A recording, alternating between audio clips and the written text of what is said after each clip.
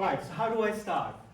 Let me just begin with how amazing it would be if we understand truly the science behind aging. And there is already a research going on about how the technologies like SER2 or epigenomics are helping to slow down aging. But for me, the question is, can personalized food and nutrition play a role in helping us live healthier lives for a longer period of time? So today, I just want to share a few takeaways and important insights about how personalized food and nutrition play a role in longevity. Now, I see a lot of young audience in this room. So I'm absolutely convinced that at least one of you in this room will go on and live more than 150 years. It's true. And the reason behind this is the next 50 years' time, there will be treatments that will be available that will reverse aging or can be applied to young people that will slow down aging. Now, one of the benefits when we slow down aging will be that we will not develop certain diseases that are directly linked to aging. But on the other end, you will end up living longer. What that means that you will end up looking after great many grandchildren. So now, let me just ask a quick question. How many of you would like to live longer? Just raise your hand. All right, okay, not so many. Okay, surprising. All right, okay, how about healthier? Who would like to live healthier? Okay, half and half big, great, okay. So now, how about if I ask you a question, what is more important, living longer or healthier? Healthier. Longer, okay, there is one says longer. Perfect, okay. So, as we see that living longer doesn't automatically mean living healthier. So, and more of us, as we just established, would like to live healthier, more productive lives. However, as you grow older, you start detaching away from something called healthy homeostasis part of your life. And the reason behind that is because of something called senescent cells. Some people also call them zombie cells, right? Now, as you start detaching away from the healthy homeostasis part of the life, the next stage that you enter into, it's called disease development phase. And eventually after that, you end up dying. Now, I see a lot of young audience, as I said. How many of you are younger than 30? Wow, great, perfect. Statistically speaking, your chances of dying in the following year, like next year, is less than 1.1%. So you should relax, all right? Okay? How about, do we have anybody 50 or 60 years old? Yes. I'm not, I just looked at. All right, okay, perfect, there's one, two, right, okay. So, your chances of dying next year has now jumped to 1%. And it's still good. And as you cross this line, your chances of dying in the following year increases exponentially. So if you are 80 years old, your chances of dying in the following year is more than 15%. It's crazy, isn't it? So, now, there is a lot of research, as I said, has been happening in the area of finding treatments or drugs in slowing down aging. But as I said, today I want to talk about a role food and nutrition can play in helping us stay healthier for a longer period of time. So, the first time we learned about slowing down aging was in 1930. A scientist called Clive McKay. He actually showed us a way how he can implement certain biological processes to help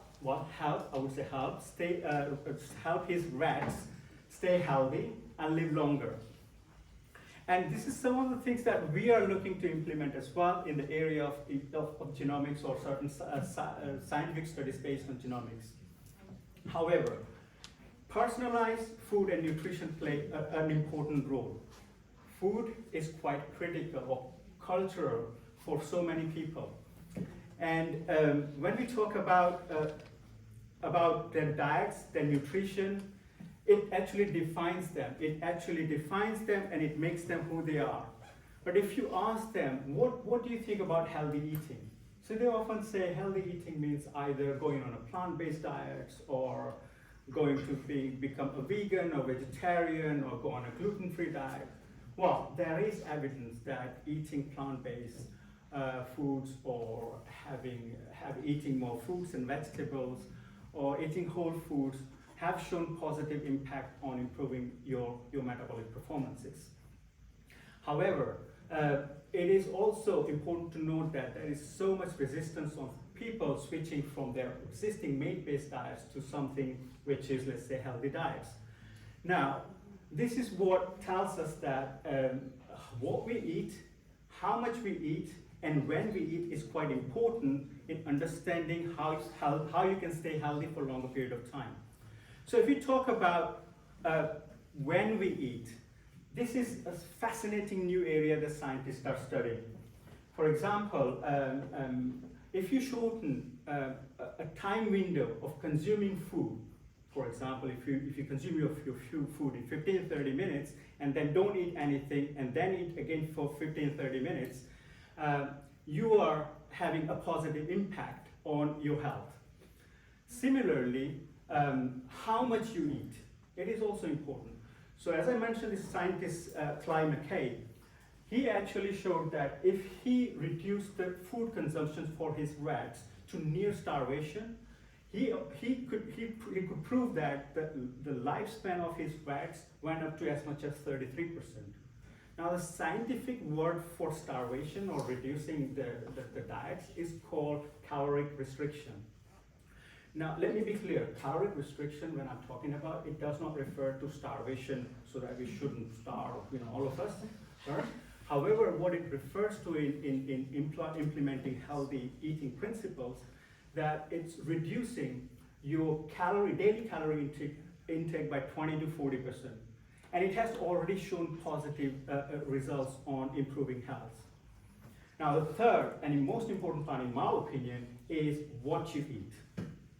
Now, as I said, food is quite cultural and important to people.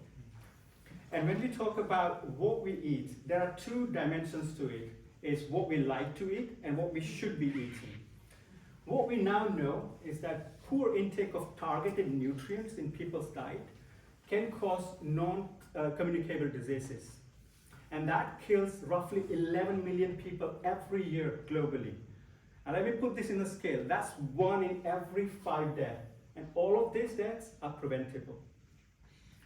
So that is one side, is that understanding what you should be eating. And all of the statistics that I'm talking about, that does not contain or the data from death related to malnutrition. What that means, all of these people were eating enough, but not just the right kind of food. So it is absolutely important what you eat and how much you eat and when you eat. But let's go back to what you eat. So, all right. So it's important what you eat, right?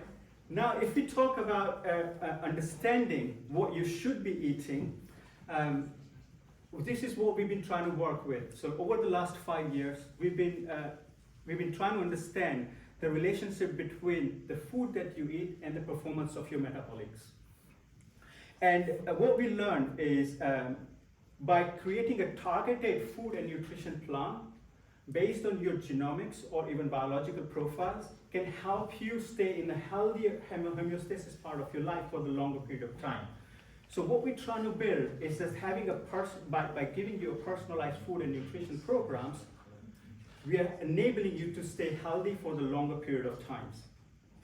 Now, if all of us would eat targeted nutrients for the longer period of time, it will have a direct positive impact on epigenomics, which will again boost your longevity.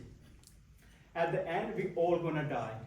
But with the help of new research and personalized food and nutrition programs, we will might be able to create a life that is happier, healthier, and hopefully longer. Thank you.